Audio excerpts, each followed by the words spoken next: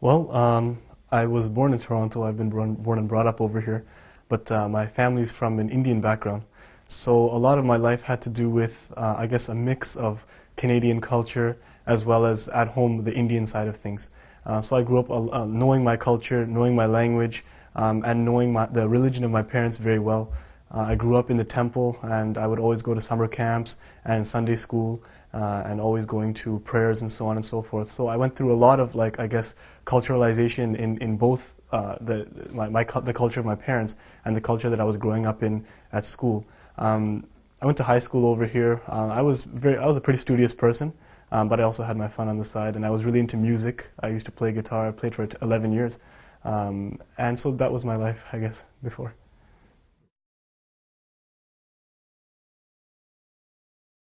When I look back about how I came to Islam, it was really different from a lot of other people's because I didn't think that I had any kind of a problem or an emotional component that was leading me towards the truth. Since I was young, I just didn't feel right in the religion of my parents, although I had been brought up in it, and actually at one point in time I was a very ardent defender of it. And I was almost staunch, you could say. But that staunchness was like a shell. You know, it was very hollow. And it was only because I was trying to defend myself in a place where I guess people would attack that faith a lot for different aspects. And I just never got down with the idea of the many gods or the idol worship. It just didn't fit right with me. As well, there were like numerous different explanations which weren't sitting well in terms of science. And I wasn't satisfied that the truth was there, although there were many good teachings.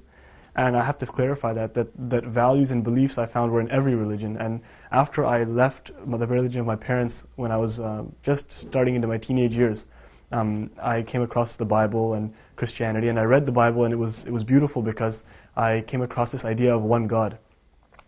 In the Old Testament, I came across this idea of one God, and that just like it held me.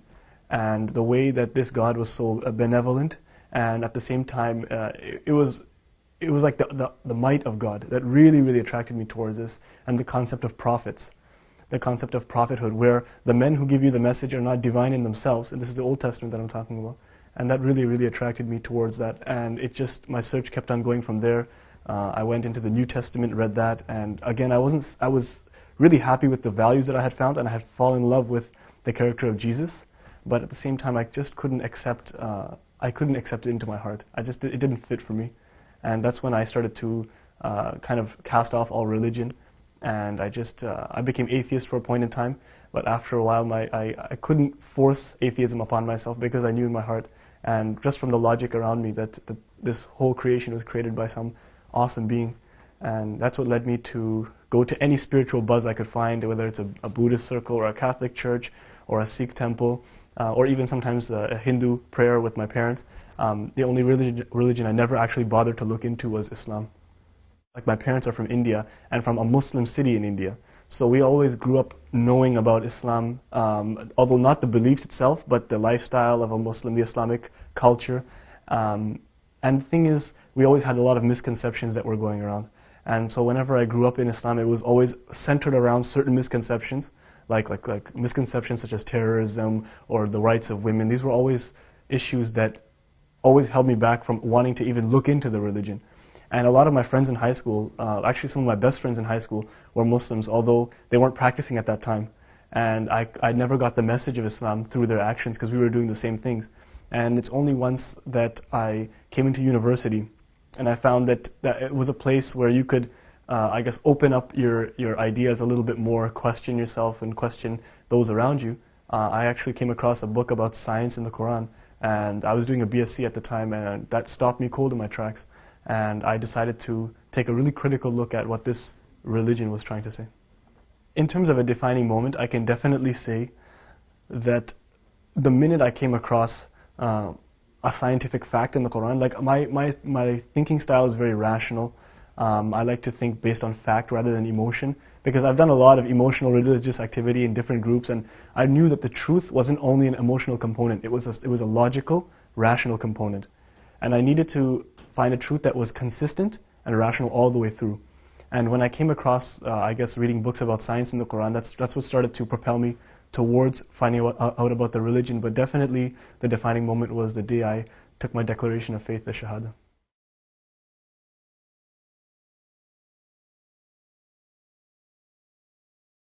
Well, after I became Muslim, of course, I told my parents very shortly after, and everyone around me, and they started to pick up on it a little bit because I started growing my beard and stuff like that.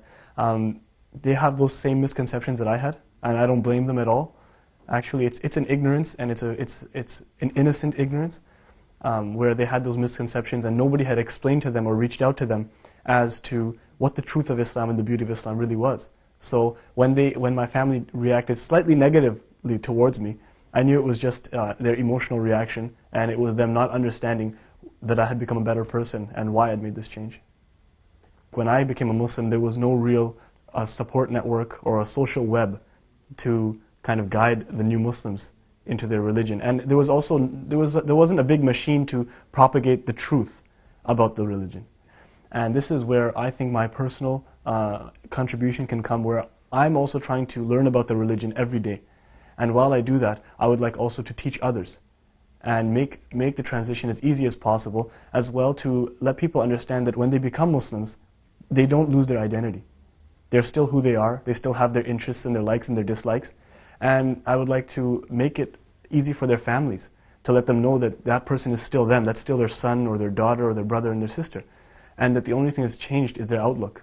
They've just come in touch with the greater reality. I think the biggest thing that Islam has done for me, first of all, is to give me a satisfaction in my heart that I understand why I'm here and why this universe was created. So I feel at sync with nature itself around me. I feel in sync with every human being and all of nature, even inanimate, animate objects. It's beautiful. It's a beautiful feeling to wake up every morning, to think about God, and to have your mind blown every morning at the miracles that He's given to us. As well, I think that I've developed a respect for every single human being, animal, you name it. It's just taught me that Islam is a system of rights in many ways, and I've learned to respect my parents more, respect my neighbors more, respect people from other faiths and other cultures more, and I think that that kind of respect is needed, especially in a world today where we have to heal a lot of wounds from the past.